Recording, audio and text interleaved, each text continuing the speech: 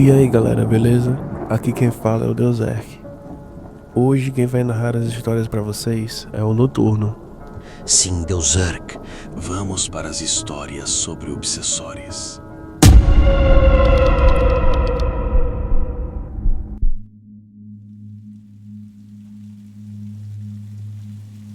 Bom, tudo começou de um jeito bem comum. Eu estava ajudando minha amiga Clara a se mudar. Ela é bailarina e conseguiu um novo apartamento mais perto do estúdio de dança. No meio das caixas, achamos um par de sapatilhas de ponta bem antigas num estojo de veludo roxo. Eram lindas, de um rosa quase desbotado, mas conservadas como se tivessem sido usadas ontem. Ela ficou encantada e disse que a dona anterior, uma senhora que havia morrido há anos, provavelmente também era bailarina. O zelador comentou por cima que ela dava aulas de dança na região, mas que tinha morrido de forma estranha. Ninguém quis entrar muito em detalhe, só disseram que foi triste. Bom, como a Clara ama essas coisas antigas, decidiu usar as sapatilhas no ensaio. Desde a primeira vez que calçou, disse que se sentia diferente, mais leve, mais segura, como se dançasse melhor. E era verdade. Mas também começou a se afastar um pouco das outras amigas, principalmente da Bruna, que também dançava e sempre teve um certo ciúme dela. Foi aí que as coisas começaram a sair do normal. Uma noite, eu fui dormir na casa da Clara. A gente estava vendo filme, rindo, tudo tranquilo. Ela deixou as sapatilhas perto da porta do quarto e fomos deitar. Lá pela madrugada, acordei com uma sensação esquisita. Não sei explicar. Era como se tivesse alguém me encarando. O quarto estava escuro, mas eu sentia os olhos. E o pior, o ar estava gelado, mesmo com tudo fechado. Olhei em volta e vi, por alguns segundos, uma mulher parada perto da porta. Usava um colã escuro, cabelo preso num cone e estava descalça. Mas dava para ver sangue escorrendo das pontas dos dedos dos pés. Pisquei e ela sumiu. No outro dia comentei com a Clara, achando que tinha sido sonho, mas ela ficou pálida. Contou que já tinha visto essa mulher 2 vezes, refletida no espelho enquanto dançava, e sempre perto das sapatilhas.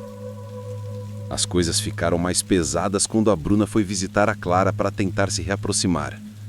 No meio da noite, houve um barulho alto vindo do quarto da Clara. Corri até lá e encontrei a Bruna caída no chão, tremendo e sem conseguir falar. Clara estava parada no canto, em choque. Ela disse que a Bruna se levantou de repente e começou a andar na direção da janela, como se estivesse hipnotizada. Disse que os olhos dela pareciam não estar ali. Naquela hora, minha cabeça só conseguia pensar em uma coisa. Aquilo não era normal. Sou espírita há alguns anos. Não sou médium nem nada, mas sei quando tem uma presença ruim por perto.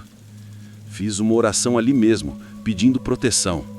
E foi aí que senti aquela mesma sensação de ser observado, mas agora com ódio. Quase como se algo estivesse gritando em silêncio. Ela não merece! No dia seguinte, fui atrás de informações sobre o apartamento. Descobri que a tal bailarina, dona das sapatilhas, se chamava Helena. Ela dava aula para jovens e uma aluna, movida por inveja, disseram, a matou com uma tesoura de costura. Só que a justiça inocentou a menina por falta de provas. Anos depois, essa mesma aluna foi encontrada morta em um beco, com marcas nos pés, como se tivesse dançado até morrer. Os sapatos da Helena foram guardados por décadas. E agora, depois de tanto tempo, voltaram a ser usados. Juntei tudo o que sabia, conversei com a Clara e expliquei que aquilo era perigoso. Ela chorou muito. Disse que se sentia poderosa com as sapatilhas, como se fossem parte dela, mas no fundo sabia que algo estava errado. Ela também já tinha ouvido sussurros e, às vezes, via o próprio reflexo sorrir quando ela não estava. Decidimos fazer o que tinha que ser feito. Fomos até um terreno afastado e, com todo o respeito, queimamos as sapatilhas. Fizemos uma prece em voz alta, pedindo que a alma de Helena encontrasse paz, que entendesse que aquilo não era justiça, era sofrimento se repetindo. Desde então, as coisas voltaram ao normal. A Bruna está bem e Clara voltou a dançar, mas agora com outros sapatos. Tudo parece tranquilo, mas às vezes, quando estou sozinha e fecho os olhos, eu ainda ouço um som leve de alguém dançando nas pontas dos pés, no andar de cima, mesmo quando não tem ninguém lá. Enfim, fica aí meu relato. Cuidado quando forem usar coisas usadas.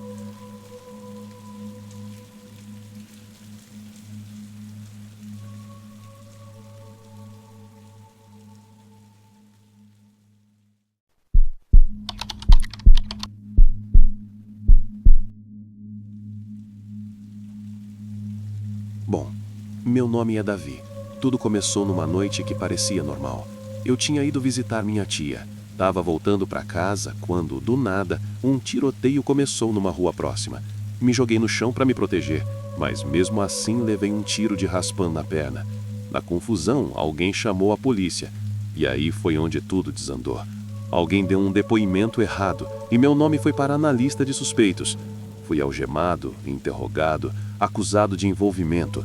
E pior, não consegui provar minha inocência na hora, pois estava sem documentos e, de quebra, ainda tinha uma trouxinha de maconha, pois sou usuário. Mesmo tentando explicar, não quiseram ouvir. Me trataram como culpado. Por causa do ferimento, fui levado para um hospital público. Como ainda estavam investigando, fui internado sob custódia, no quarto 206. E aí as coisas estranhas começaram. Logo de cara, senti que o quarto era diferente, frio demais, mesmo com a janela fechada. Tinha um silêncio que não era normal, não era paz, era como se o lugar tivesse parado no tempo. Na primeira noite, acordei com a sensação clara de que tinha alguém me observando. Eu não via ninguém, mas sabia que tinha algo ali. Não sei explicar, é aquele tipo de coisa que você sente no fundo da pele. Na segunda noite, os barulhos começaram. Passos leves no banheiro, como se alguém estivesse andando descalço. A água da torneira pingando do nada. O som de algo arrastando no chão. Mas o quarto estava trancado. E eu estava sozinho. Na terceira noite, ele apareceu. Um rapaz, magro, pálido, usando jaleco. Estava parado no pé da minha cama. Tinha um corte profundo no peito. E o colarinho do jaleco estava manchado de sangue. O olhar dele era vazio e ao mesmo tempo cheio de dor e raiva. Ele olhou para mim por alguns segundos e sussurrou: "Você não devia estar aqui. Você não merece." Tentei gritar, mas minha voz não saiu. Meu corpo travou. Só consegui encarar aquela figura parada na minha frente. E em um piscar de olhos, ele sumiu. Na manhã seguinte, perguntei discretamente a uma funcionária sobre aquele quarto. Ela ficou meio sem jeito, mas deixou escapar que ninguém gostava de entrar no 206. Disse que era carregado. Mais tarde, um dos auxiliares de limpeza me contou a verdade. Que anos atrás, um estudante de medicina chamado Rafael morreu naquele quarto. Ele estava prestes a se formar, fazia estágio no hospital, quando tentou impedir um assalto no corredor e acabou sendo esfaqueado. Morreu ali, sozinho. Disseram que o caso nunca foi resolvido. O culpado nunca foi preso. E foi aí que tudo fez sentido. Eu estava ali, sendo acusado de algo que não fiz, ocupando o mesmo quarto onde um inocente morreu por culpa de um criminoso. Para aquele espírito, eu era só mais um que escapou da justiça, mais um culpado livre. Na noite seguinte, a presença ficou mais forte. A TV ligava e desligava sozinha, as luzes piscavam o monitor apitava sem razão e, perto das 3 da manhã, vi o reflexo dele na janela. Eu uma azia muito forte e um inchoço, além de estar tudo muito frio. Dessa vez, ele não falou nada. Só me encarava com o olhar carregado de ódio. Quando recebi alta, ainda não tinham provado minha inocência. Eu saí do hospital com aquela sombra nas costas e a dúvida na cabeça. E se ele me seguir? E ele seguiu. Uma semana depois, já em casa, acordei no meio da noite com o mesmo frio no quarto. Um ar pesado, denso. Fui até a cozinha pegar água e quando passei pela sala, vi ele ali, parado, no escuro. Mesma roupa, mesmo olhar. "Você tirou todo de mim", ele disse. O copo que estava na minha mão voou longe e quebrou na parede. Logo em seguida, ele desapareceu. A partir dali, ele começou a aparecer em reflexos, nos vidros, na TV desligada, até no espelho do carro. A cada tempo que passava, era como se os eventos físicos ficassem cada vez mais corriqueiros e aquilo estava me amedrontando demais. Eu comecei a perder o sono, a cabeça, a paz. Foi só quando a polícia finalmente conseguiu as imagens de uma câmera de segurança de uma loja próxima que tudo mudou. Nas imagens, o verdadeiro responsável pelo tiroteio aparecia, claramente. Meu nome foi limpo, minha inocência foi provada. E aí, tudo parou. Os ruídos sumiram, as aparições cessaram, aquele peso foi embora. Pela primeira vez em semanas, eu me senti em paz, de verdade. Mas ainda olho 2 vezes quando passo por um espelho. Vai que né?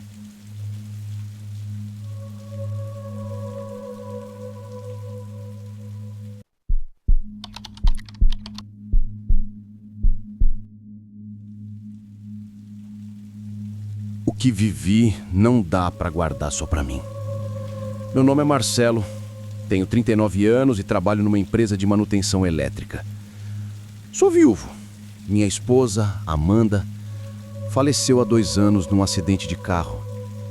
A gente estava junto há muito tempo, quase 15 anos. Não vou mentir, ela era uma mulher incrível em muitos aspectos, mas sempre foi ciumenta demais. Mesmo sem motivo, ela implicava com qualquer mulher que se aproximasse. Colegas de trabalho, vizinhas, até parentes às vezes. Eu fui levando, sabe? Amava ela e com o tempo me acostumei. Mas depois que ela se foi, achei que as coisas mudariam. E por um tempo mudaram mesmo. Só que meses atrás, quando eu comecei a tentar seguir em frente, tudo voltou. Só que de um jeito muito, muito pior. Conheci uma mulher legal, a Patrícia. Começamos a conversar, sair de vez em quando, nada sério. Eu ainda estava com o pé atrás, tentando me permitir. Só que foi justamente quando comecei a me abrir de novo que as coisas começaram. Primeiro foram os sonhos, sempre com a Amanda parada no canto do quarto me olhando com um olhar pesado. Ela não falava nada, mas eu acordava suando frio. Depois foram os objetos. Celular que caía da mesa sozinho, porta do armário que abria à noite. Um dia acordei com a TV ligada num canal mudo, passando uma imagem em branco e preto. Detalhe, minha TV nem tem esse canal. No trabalho, eu vivia derrubando ferramentas da mão do nada. Sentia um peso nas costas, um arrepio constante, como se alguém encostasse em mim sem que eu visse. Mas foi em casa que tudo piorou. Uma noite, a Patrícia veio aqui. A gente ia jantar, coisa simples. Ela pediu para usar o banheiro. Quando entrou, a luz piscou e, segundo ela, ouviu alguém sussurrar: "Sai da minha casa". Ela saiu tremendo, dizendo que sentia que tinha alguém ali com a gente. Eu tentei acalmar, dizendo que era coisa da cabeça dela. Mas naquela mesma noite acordei com 3 arranhões nas costas e o quarto com cheiro de perfume, o mesmo que a Amanda usava. Aí eu percebi, aquilo não era coincidência. A Amanda ainda estava aqui e não estava feliz em me ver tentando seguir em frente. Comecei a evitar trazer gente em casa. Mesmo no trabalho, continuava sentindo presenças, como se alguém me seguisse. Um dia, enquanto limpava o quarto, resolvi tirar umas caixas antigas de cima do guarda-roupa. Lá no fundo, encontrei o diário dela. Era vermelho, de capa dura. Eu lembrava vagamente que ela escrevia, mas nunca soube que ainda guardava. Folheei algumas páginas e fiquei arrepiado. Tinha registros dela falando que nunca deixaria outra tomar o lugar dela, que, se fosse preciso, ficaria por perto mesmo depois de morta. Até tinha coisas que pareciam rituais, orações estranhas e umas passagens em que ela dizia que me observava quando eu dormia. Ali eu tive certeza. Era aquilo. Ela não tinha partido de verdade. O diário era a ligação dela com esse mundo. Na mesma noite, sem pensar duas vezes, fui até o quintal, fiz uma pequena fogueira num tambor velho e queimei o diário. Fiquei ali até a última folha virar cinza. Naquela noite, dormi em paz. Pela primeira vez em semanas. E os dias seguintes foram tranquilos. Nada caiu, nenhuma luz piscou, o perfume sumiu. A casa estava leve. Até a Patrícia disse que se sentia bem aqui.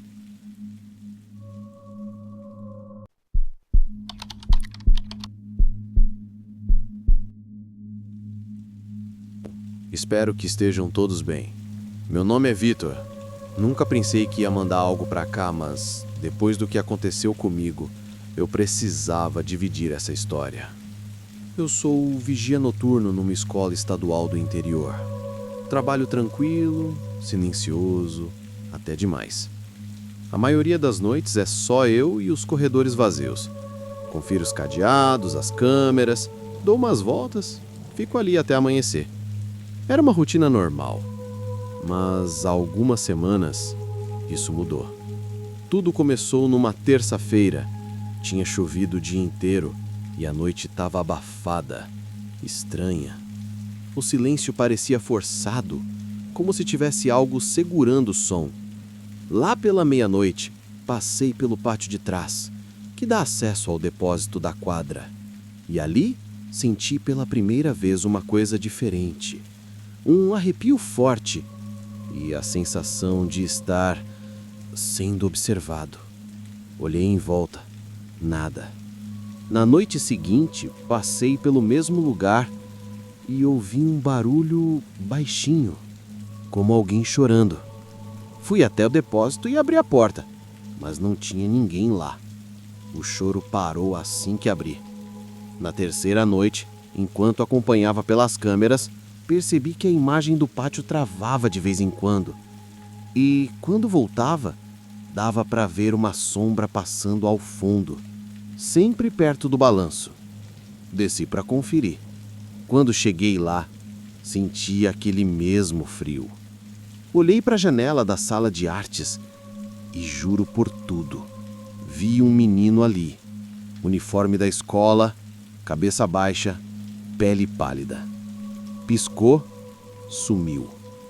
No dia seguinte, comentei por alto com uma das funcionárias mais antigas da escola. Ela hesitou, mas me contou uma história antiga. Disse que anos atrás, um aluno chamado Daniel estudava ali. Era calado, tímido, sofria muito bullying. Um dia, um grupo de garotos trancou ele no depósito da quadra, durante o recreio. Ficaram rindo, batendo na porta, ameaçando. Só que esqueceram de soltá-lo depois. Encontraram o menino só no outro dia. Ele não resistiu. Desde então, funcionários diziam que o espírito dele nunca descansou. Alguns relatavam choros no pátio, outros viam vultos no reflexo das janelas. Depois que eu vi isso, as coisas pioraram. Noite após noite, luzes piscando, câmeras falhando, portas abrindo sozinhas, sussurros, choro. E então, aconteceu algo que me arrepiou de verdade. Eu estava indo fechar uma das salas, quando senti algo me puxar com força. Caí no chão. Quando me levantei, vi no vidro da porta uma palavra escrita como se fosse com vapor. Desculpa. Fui até o depósito e, por um segundo, Vi um menino ali, encolhido num canto. Olhou para mim, mas não tinha raiva no olhar. Tinha dor, sofrimento. Pedi perdão em voz alta, mesmo sem entender direito por quê. E fui embora para casa naquela manhã, diferente. Mais tarde, naquele mesmo dia, em casa, tive uma conversa que fechou tudo. Meu filho, ele tem 10 anos, chegou cabisbaixo da escola. Perguntei o que tinha acontecido, ele disse, meio envergonhado: pai, eu bati num menino da minha sala hoje. Fiquei sem reação. Perguntei por quê, e ele disse que o garoto era esquisito, quieto demais, que os amigos dele riam e começaram a provocar. Na hora senti um arrepio que não era físico, era como se tudo fizesse sentido. Chamei ele com calma, olhei nos olhos dele e falei: filho, você não faz ideia do mal que isso pode causar. Tem gente que sofre calado e a gente não sabe o tamanho da dor do outro. Você não precisa ser amigo dele, mas precisa respeitar. Amanhã, quero que você vá até esse menino e peça desculpa. De verdade. Ele concordou e cumpriu. 2 dias depois, voltei para a escola onde trabalho. Fiz a ronda. Passei pelo pátio, pelo balanço, pelo depósito. Tudo quieto. Sem arrepio, sem sombras, sem choro. Pela primeira vez em muito tempo, o ambiente estava leve, em paz. Mas confesso uma coisa: às vezes ainda olho para a janela da sala de artes, só para ter certeza de que ele não está lá.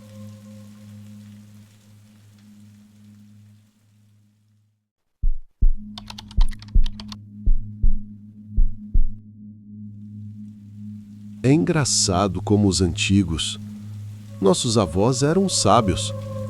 Um abraço, Deuzerque. Acompanho e não durmo mais sem ouvir os relatos daqui. Me chamo Samuel Pedro. Espero muito que esse meu relato sirva de alerta para a galera do canal. Eu nunca fui de acreditar nessas coisas. Sempre gostei de ouvir histórias de terror, mas achava tudo exagero ou invenção.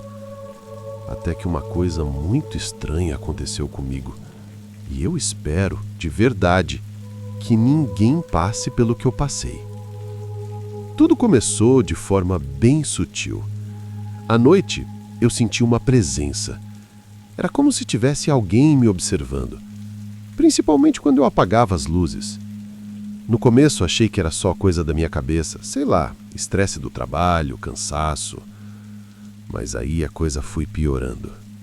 O teclado do meu computador, que eu tinha comprado há pouco tempo pela OLX, começou a se comportar de forma estranha.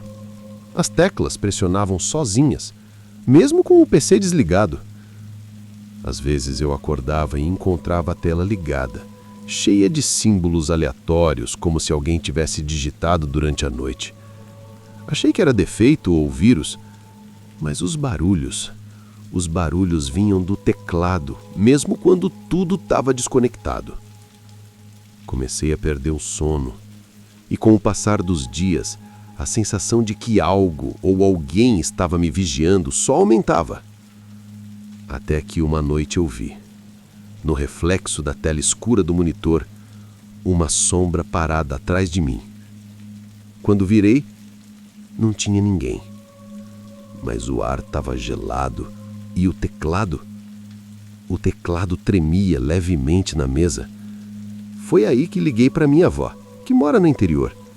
Ela sempre acreditou nessas coisas. Quando contei tudo, ela não hesitou. Você vai colocar a linha de sal nas janelas e em todas as entradas da sua casa.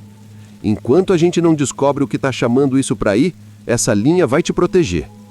Na hora achei exagerado, mas o medo já estava grande. Fiz como ela mandou. Comprei sal grosso e linha, coloquei em volta de todas as portas e janelas. As coisas melhoraram um pouco, mas a presença ainda estava lá. Liguei para minha avó de novo. Falei que tinha feito tudo, mas ainda sentia que tinha algo aqui comigo. Ela então pediu: Procura, meu filho, procura em caixas, gavetas, armários. Vê se tem alguma coisa nova que entrou aí. Pode ser objeto antigo, usado, qualquer coisa que não era sua. Revirei o apartamento. Nada. Até que na terceira ligação, ela me fez a pergunta que mudou tudo. Desde quando você começou a sentir essa coisa aí? Eu acho que faz uns 7 dias. Você comprou ou ganhou alguma coisa nesse tempo? Foi aí que lembrei. O teclado. Peguei um teclado usado na OLX. Tava bem barato.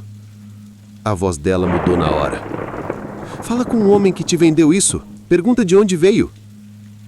Entrei em contato com o vendedor, meio sem jeito, e ele contou que o teclado tinha pertencido ao sobrinho dele, que desapareceu há 4 anos. Um garoto quieto, passava muito tempo no computador, ninguém sabe ao certo o que aconteceu com ele. Sumiu de um dia para o outro, sem sinal. A mãe dele, destruída, acabou se mudando e deixou para trás várias coisas do quarto do filho. Quando ele foi limpar a casa para vender, encontrou o teclado guardado. Resolveu anunciar na internet. Liguei correndo para minha avó, contei tudo. Ela foi direta. Você precisa se livrar disso. Mas não adianta jogar fora. Tem que queimar. Eu combinei com ela que ia queimar o teclado no sábado à tarde. Só que antes, contei para o meu amigo Léo. O Léo era do tipo que ria de tudo, não acreditava em nada disso. Quando ouviu a história, debochou de... Ah, para! Teclado amaldiçoado. Isso é coisa de filme ruim, mano. Ele apareceu aqui em casa e antes que eu queimasse o teclado, levou embora. Vou provar que isso tudo é besteira e nem vou usar essa frescura de sal. Naquela noite ele me mandou um vídeo. Era ele com um teclado montado no setup, mexendo e rindo. Ó o demônio digitando aqui, ó. KKKK. No dia seguinte, Léo foi encontrado morto no apartamento dele. A polícia disse que ele escorregou no banheiro, bateu a cabeça e caiu com o pescoço num canto da pia. Morte acidental. Mas o estranho foi o que a vizinha contou. Ela ouviu o som de teclado digitando sem parar durante a madrugada. Teclas batendo forte como se alguém tivesse furioso. E a mãe dele disse que encontrou o teclado no chão do quarto, com todas as teclas pressionadas, presas. Liguei para minha avó. Ela só disse: ele desfez o que você ia corrigir. Agora, a coisa pegou ele. Mas pelo menos não voltou para você. Depois disso, eu tentei achar o teclado de novo, queria terminar o que eu comecei e queimar aquele negócio. Mas ele simplesmente sumiu. A mãe do Léo disse que a polícia recolheu junto com outras coisas, mas nunca mais achei. Perguntei para minha avó se eu teria que manter sal na casa o tempo todo. Ela disse que não. Não precisa. O espírito já se saciou. Mas, para garantir, para ele e outros não voltarem, faz o seguinte. Compra uns vasos de espada de São Jorge, coloca perto da porta e das janelas. Não é tão forte quanto o sal, mas espanta coisa ruim. É igual ladrão. Se vê uma casa protegida, vai tentar outra que esteja mais fácil. Hoje, eu durmo bem. Mas nunca mais trago nada usado para dentro de casa sem saber a história. E nas entradas aqui de casa, tem sempre um vaso com uma espada de São Jorge. Bonito, verde e principalmente silencioso. Porque o barulho de tecla de madrugada eu não quero ouvir nunca mais.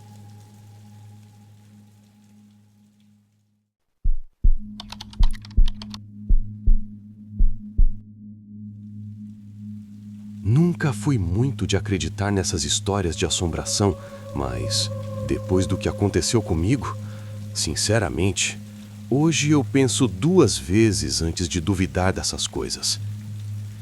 Eu tinha acabado de resolver uma parte da minha vida. Estava trabalhando direitinho, com tudo mais ou menos nos eixos, e consegui juntar um dinheirinho para comprar meu primeiro carro. Não dava para pegar zero, óbvio. Então fui caçar algo usado e confiável. Depois de umas semanas olhando, encontrei um carro bonito, preço justo, bem cuidado. O cara que me vendeu parecia meio estranho, meio apressado para se livrar do carro, mas até aí achei que era só pressa mesmo.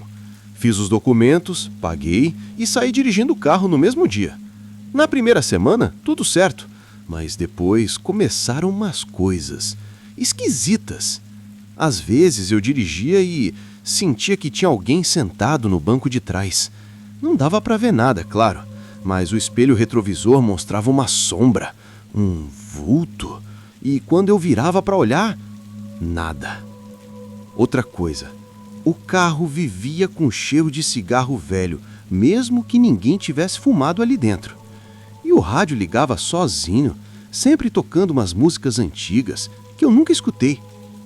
Teve uma noite em que cheguei em casa e, quando fui sair do carro, ouvi um sussurro bem perto do meu ouvido. Parecia alguém dizendo: "Ainda não acabou." Tentei ignorar. Achei que era paranoia, mas foi aí que a coisa ficou séria. Certa noite, voltando do mercado, do nada o carro acelerou sozinho. O pedal do freio travou. Eu tentava frear e nada acontecia. Perdi o controle e acabei atropelando uma família que atravessava a rua. Foi horrível. Graças a Deus ninguém morreu, mas ficaram gravemente feridos.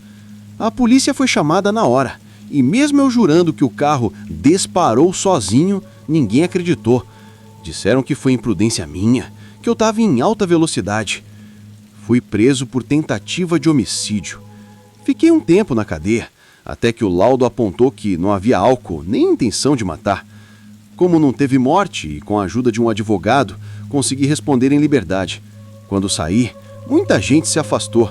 Fiquei sozinho e em silêncio por um bom tempo. O carro ficou parado meses. Eu pensava em vender, mas toda vez que chegava perto dele, sentia aquele mesmo arrepio. Como se ele estivesse esperando. Um tempo depois, por necessidade mesmo, resolvi voltar a dirigir. Mas antes disso, levei o carro para uma revisão geral. Mandei fazer tudo: freio, motor, elétrica, alinhamento. O mecânico ficou 2 dias com ele. Quando fui buscar, ele disse: "Cara, teu carro tá inteiro. Freio funcionando, nada desgastado demais. Só troquei umas coisinhas básicas, fluido, pastilha, mas fora isso, tudo certo. É até estranho porque você falou que os freios falharam, né? Pois é, não tem nada aqui que explique isso." Aquilo me deixou com a pulga atrás da orelha, mas como ele jurou que estava tudo certo, voltei a usar o carro. Durante uns dias tudo ficou tranquilo. Cheguei a pensar que era coisa da minha cabeça. Mas aí, numa sexta-feira à noite, voltando pela estrada que passa perto de um penhasco, o pesadelo voltou. O carro começou a acelerar sozinho de novo. O volante ficou duro. Quando tentei frear, nada. O pedal afundava e o carro não respondia. O velocímetro subia e eu já estava quase no trecho mais perigoso da estrada, com uma curva fechada sem proteção. Tentei abrir a porta, mas ela também estava travada. O cheiro de cigarro encheu o carro de novo. O rádio ligou sozinho e a mesma voz que ouvi naquela noite, calma, fria, sussurrou de novo: "Agora sim, acabou." Na última tentativa, dei um chute na porta e consegui me jogar do carro, rolando no chão cheio de pedra. Me machuquei, claro, mas fiquei vivo. De onde eu caí ainda deu para ver o carro passando direto na curva e desaparecendo morro abaixo. Na manhã seguinte, fui lá com uma equipe e encontramos o carro destruído lá embaixo. Nem sinal de ninguém dentro, como era esperado, né? Só que o mais estranho foi que um policial mais velho, que acompanhou a remoção, veio falar comigo no canto e disse: "Esse carro já teve história feia. Teve um dono que causou um acidente muito parecido, anos atrás. Morreu na hora." Eu não respondi nada. Só agradeci, assinei os papéis e fui embora. Nunca mais quis saber daquele carro. Deixei para trás mesmo. Vendi como sucata, sem olhar para trás. Comprei outro depois, com medo, mais novo. Até hoje tudo normal. Mas tem vezes, bem de madrugada, quando passo perto daquele penhasco, eu juro que ouço lá longe o som de um motor acelerando e o rádio tocando aquelas músicas antigas de novo.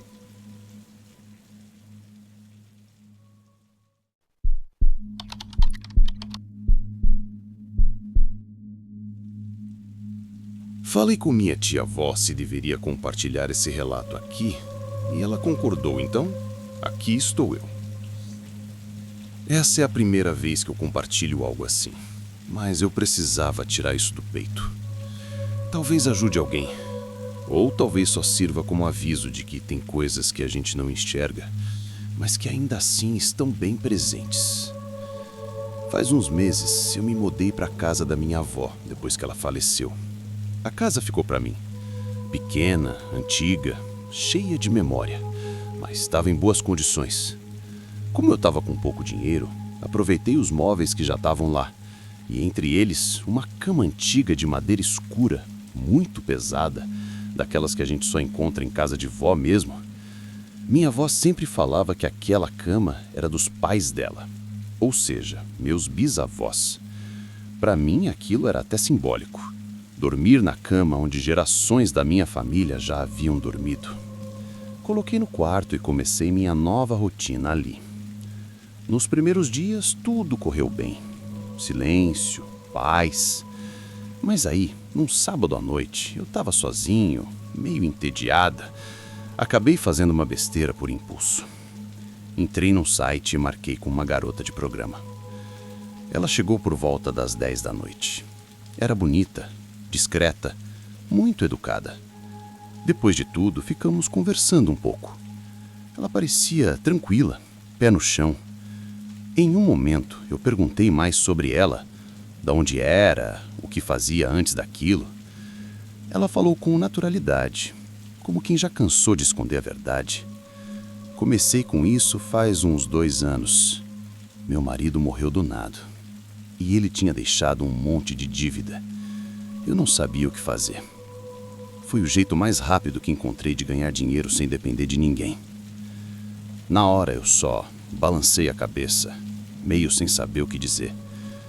Ela me deu um sorriso meio triste, como quem já está acostumado a falar disso. Depois foi embora. E ficou por isso mesmo. Só que na mesma madrugada, acordei assustado. Olhei o celular. 3 da manhã. Cravado. O quarto estava gelado. E eu juro que senti que tinha alguém ali comigo. Sabe aquela sensação de ser observado? Era exatamente isso. Olhei em volta, não vi nada, mas não consegui mais dormir direito. Na segunda noite, mesma coisa. Acordei às 3 da manhã, a casa em silêncio, mas era como se tivesse uma presença ali. Não era imaginação. Era diferente de tudo que eu já senti. Na terceira madrugada, a pior de todas, fui acordado por um estalo forte, como madeira estourando. Quando abri os olhos, vi 2 figuras em pé ao lado da cama. Um senhor e uma senhora, muito idosos, parados me olhando. Não consegui mexer o corpo. Fiquei gelado, mas ao mesmo tempo eu não sentia que eles queriam me machucar. O senhor olhou para mim e falou com uma voz baixa. Ele entrou com ela. Acordei de um pulo, suado, o coração disparado. Quando olhei o celular, era 3h03. No dia seguinte, liguei para a irmã da minha avó, a única parente viva daquela geração. Falei por cima o que estava acontecendo e ela perguntou: Você está dormindo na cama da avó Maria? Tô. Por quê? Essa cama era dos pais dela. Os 2 morreram dormindo nela. Ela sempre disse que eles ainda visitavam a casa de vez em quando. Foi aí que tudo começou a se encaixar na minha cabeça. Eu não culpo a moça que esteve comigo. Ela nem sabia o que carregava. Mas depois daquela noite, ficou claro para mim que algo entrou com ela. Alguma coisa ligada ao marido dela. E foi só por causa dos meus bisavós que eu acho que nada pior aconteceu. Tirei a cama do quarto. Levei para o galpão. Passei a dormir num colchão no chão por um tempo, até conseguir outra cama. Desde então, nunca mais acordei às 3 da manhã, nunca mais vi nada. A cama ainda tá lá nos fundos. Não tenho coragem de queimar. E de vez em quando, de madrugada, eu ouço um estalo vindo do galpão, como madeira velha se mexendo, como se alguém tivesse sentado, esperando.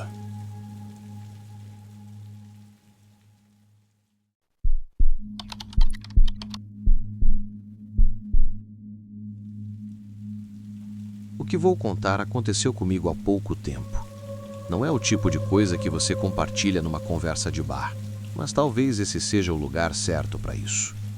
O Gustavo foi meu melhor amigo desde moleque.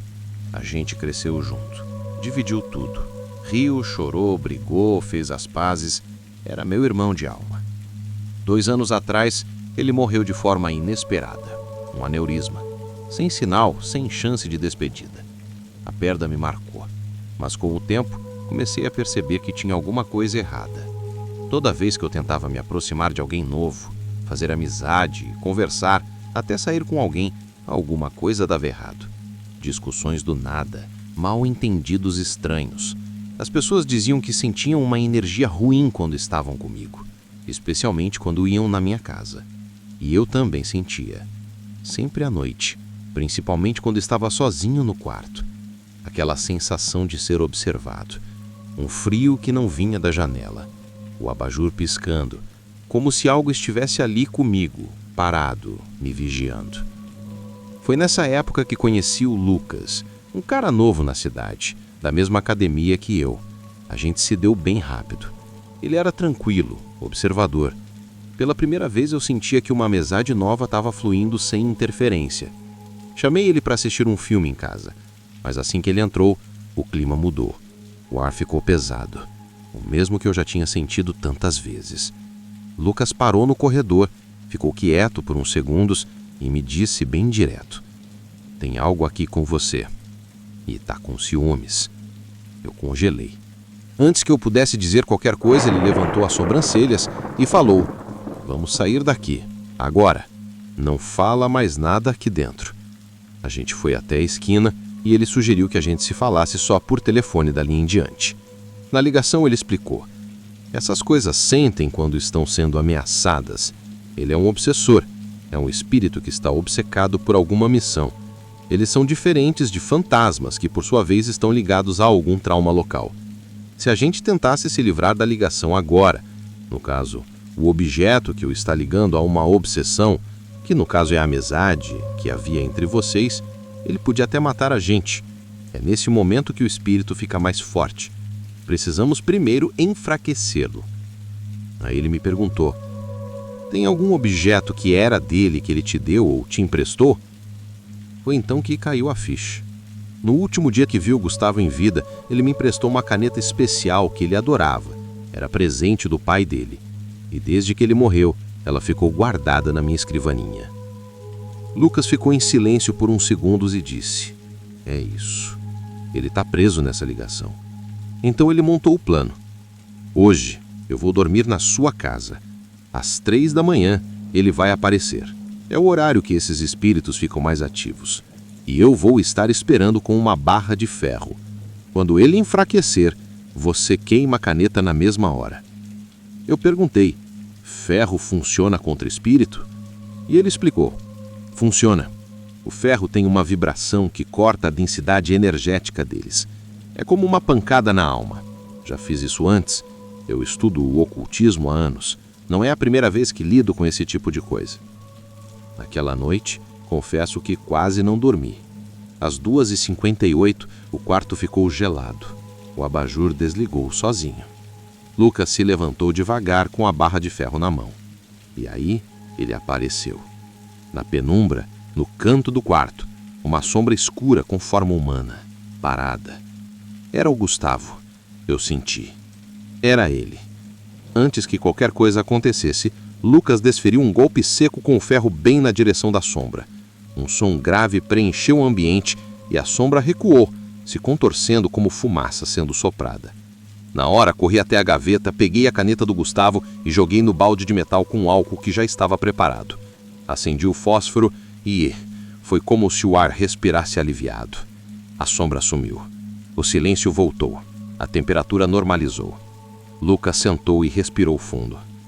Acabou, ele disse. Por que às 3? Porque é o horário que eles estão mais fortes, mas também é quando estão mais visíveis, mais fácil de atingir. Desde aquela noite nunca mais senti nada. Pude seguir minha vida, ter novas amizades, me sentir leve dentro da minha própria casa. Mas, às vezes, quando olho para aquele canto escuro do quarto, eu ainda me pergunto, e se ele estiver por aí ainda? Eu adorava muito meu velho amigo, mas quando chega a hora de ir, temos que se desapegar de tudo e de todos na Terra.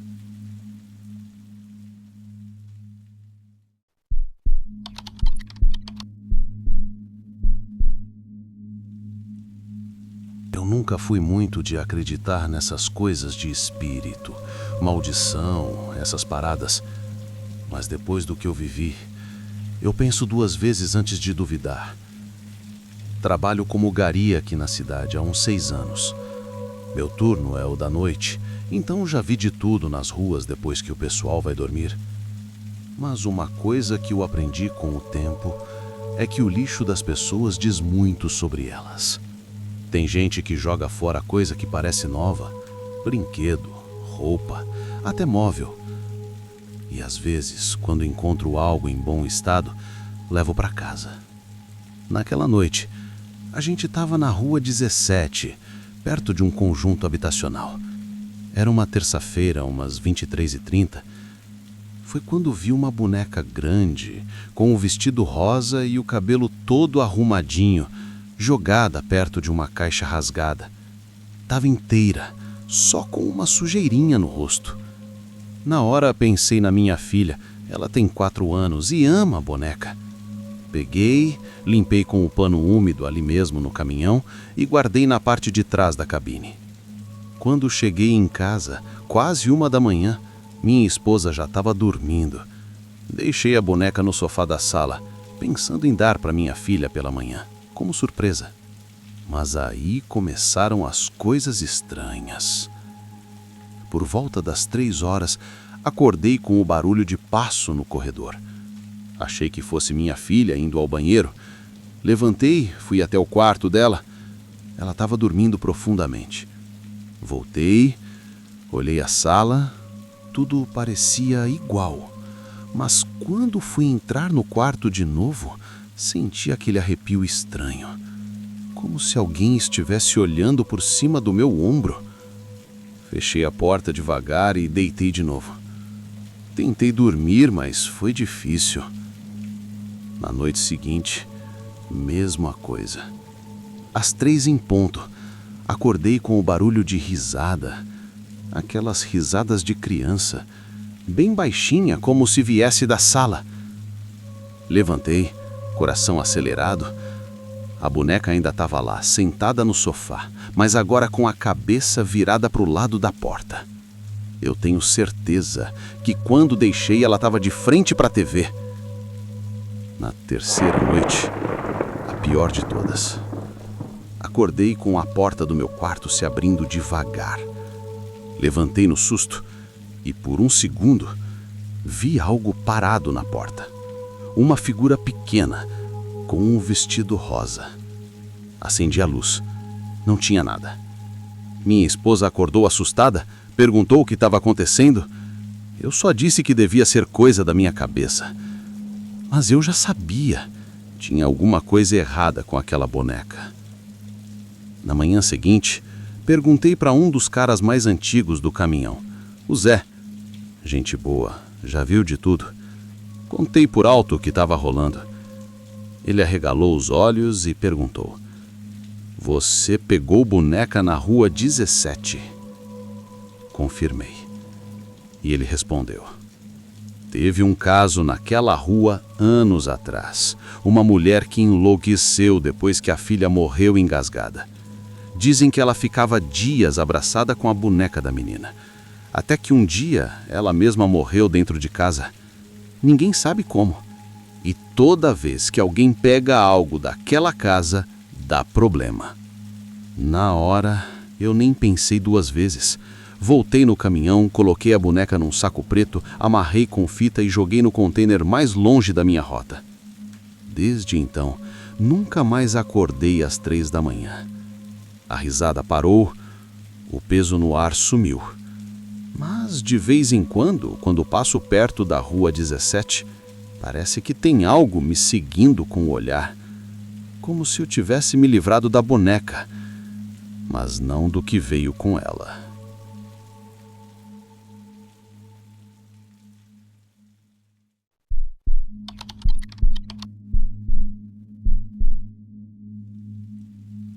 E aí, pessoal? Vou contar algo que aconteceu comigo e que até hoje eu tento entender. Na época, eu tinha acabado de conseguir um emprego novo como assistente administrativo. Não era o trabalho dos sonhos, mas o salário era bom e eu precisava da grana. A empresa era pequena, mas estava crescendo rápido.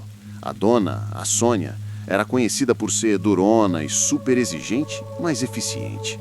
Uma mulher que construiu tudo do zero, respeitada, mas meio isolada. Dava para perceber que ela não era muito de conversa.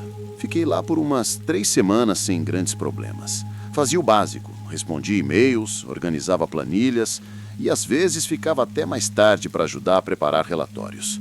Foi nessas noites mais longas que comecei a perceber umas coisas estranhas. Na primeira vez, eu estava sozinho na sala do fundo organizando uns documentos. E do nada, senti um arrepio forte, como se alguém tivesse passado bem atrás de mim. Virei rápido, mas não tinha ninguém. Deixei para lá. Na semana seguinte, enquanto imprimia um relatório por volta das 9 da noite, ouvi um sussurro, tipo alguém chamando meu nome. Pensei que fosse a Sônia, ela costumava ficar até mais tarde também. Fui até a sala dela, bati na porta, nada. A luz estava apagada. Achei estranho, mas segui com o trabalho. Só que toda vez que eu passava perto da sala dela, sentia um mal-estar, um peso no ar. Como se alguém me observasse de dentro, mesmo quando estava vazia. Teve um dia que, quando fui fechar o escritório, percebi que a porta da sala dela estava entreaberta. Empurrei devagar, acendi a luz e levei um susto. Tinha uma figura parada em frente à estante de livros, de costas. Alta, parecia uma mulher. Mas em questão de segundos, quando pisquei, não tinha mais nada. A sala estava vazia. Saí de lá branco. No dia seguinte, tomei coragem e comentei com a recepcionista, a Carla. Ela fechou a cara na hora, olhou para os lados e falou bem baixo. Olha, dizem que a antiga sócia dela morreu aqui dentro, enforcada. A polícia nunca descobriu se foi acidente ou se ela fez isso com ela mesma. Mas tem gente que acredita que nunca foi embora. Aquilo me deixou gelado. E fez sentido. A tal sócia, Juliana, tinha fotos antigas espalhadas pela empresa. E a energia que eu sentia era sempre mais forte quando a Sônia estava por perto. Como se houvesse uma ligação não resolvida entre as duas. Naquela noite, já decidido a pedir demissão, voltei à empresa só para buscar meus documentos. Não falei com ninguém. Entrei, peguei minhas coisas e fui até a recepção para deixar meu crachá. Mas quando passei pela sala da Sônia, a luz acendeu sozinha. Eu juro, estava tudo escuro. E do nada, clique, luz acesa. Parei, olhei para dentro e vi as duas, Sônia sentada à mesa e atrás dela uma figura translúcida, pálida, com os olhos fixos em mim. Fechei os olhos, dei 2 passos para trás. Quando abri, só a Sônia estava lá, digitando no computador, como se nada tivesse acontecido. Nunca mais voltei lá. Hoje trabalho em outro lugar, mais simples, mas com paz. De vez em quando passo em frente ao prédio e toda vez que olho para a janela da sala dela, parece que tem alguém olhando de volta.